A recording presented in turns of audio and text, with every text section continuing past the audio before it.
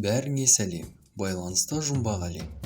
Бүгінгі шығарылымда өткен ғасырдың есірткі патшасы Пабло Эмилио Эскобар туралы айтатын боламыз. Ал ендеше бастайық. Колумбия тұрғындарының көпшілігі Пабло Эскобарды қылмыскер санайды.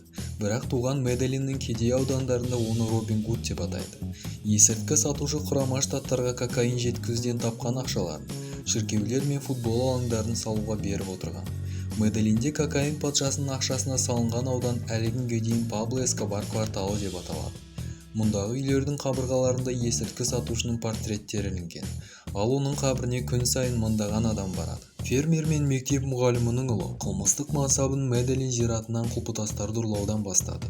20 жасында ол көлік ұрлаумен айналысатын банданың жетекшісі болды. Нарықта кокаин, марихуана саудасын ығыстыра бастаған жылдары Эскобар есірткімен айналысуды шешті.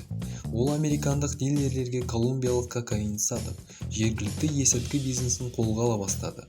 Осылайша Эскобар Медельин кокаин картелін құрды.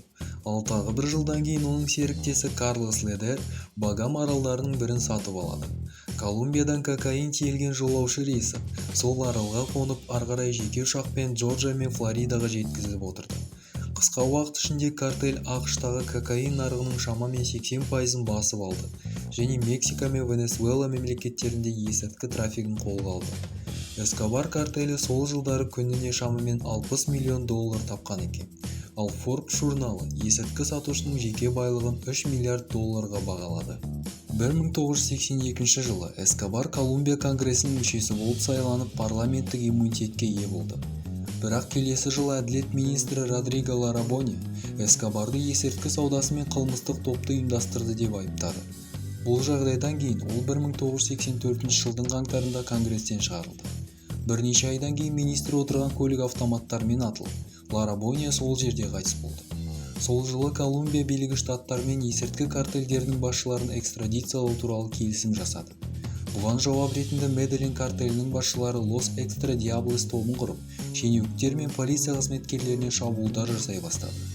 1976 жылы Эскобар Мария Виктория Виехаға үйленді. Көп ұзамай олардың ұлы Хуан Пабло, ал 3 жылдан кейін қызы Мануэла дүниеге келді. 1979 жылдан бастап олар $63 миллион сатып алынған 3000 гектарлы Асиенда Наполес үйінде тұрды. 1993 жылы қарсылас топтар жақындарының соңына түскенде, ол отбасымен бірге тауларда жасырынып, кештердің бірінде қызы суықтан қатып қалмас үшін $2 миллион өртеп жіберген уақыттары да болған. Америкада есірткі картельдерінің жетекшілерін экстрадициялау туралы заң қабылданғаннан кейін, Эскобар жауынгерлік топтарға демеушілік жасай бастады. Қару-жарақ арсеналынан басқа 30 ұшқышы бар жеке ұшақтармен қамтамасыз етті. 1989 жылы Медельин картелінің жетекшісі Колумбия үкіметіне мәміле ұсынды. Егер экстрадициялау туралы заң жойылса, ол полицияға берілемін деп уәде берді. Бірақ үкімет бас тартқан кезде, ол 1 жыл ішінде Богатаның қауіпсіздік департаментінің штаб-пәтері мен газет редакциясын жарып жіберді. Жоғары соттың төрағасы, полиция полковнигі және президенттікке кандидат Луис Карлос Галан қылмыскерлер қолынан қаза тапты. Сонымен қатар олар Боинг ұшағын жарып, жалпы есеппен 110 адамның өліміне себепші болды. 1991 жылы Эскобар өз еркімен полицияға берілді. Ол өз ақшасына салынған футбол алаңы мен джакузи бар Ла Катедрал түрмесіне қамалды. Жалпы айтқанда жағдай жаман болмаған екен. 1 жылдан кейін президенттің оны басқа түрмеге ауыстыратынын естігенде, ол қашуды ұйымдастырды. Бұған жауап ретінде мемлекет басшысы американдық барлау қызметтерімен бірігіп, полковник Уго Мартинестің басшылығымен арнайы іздеу тобын құрды. Эскобарды іздеуге есірткі бизнесі бойынша бәсекелесі Лос Пепес қосылды. 1 жыл ішінде Лос Пепес картелдің 300-ден астам мүшесін өлтіріп, оның мүлкінің едәуір бөлігін жойды. 15 айлық іздеуден кейін 1993 жылдың 2 желтоқсанында арнайы топ Эскобардың ұлына қоңырау шалып, оның орналасқан жерін анықтады. Сол күні ол Медельиндегі үйінің төбесінде атып өлтірілді. Бүгінге айтарым осы. Есірткіні сақтау мен тасымалдау заңмен қудаланатыны туралы айта кеткім келіп отыр.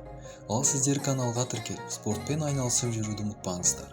Келесі кездескенше.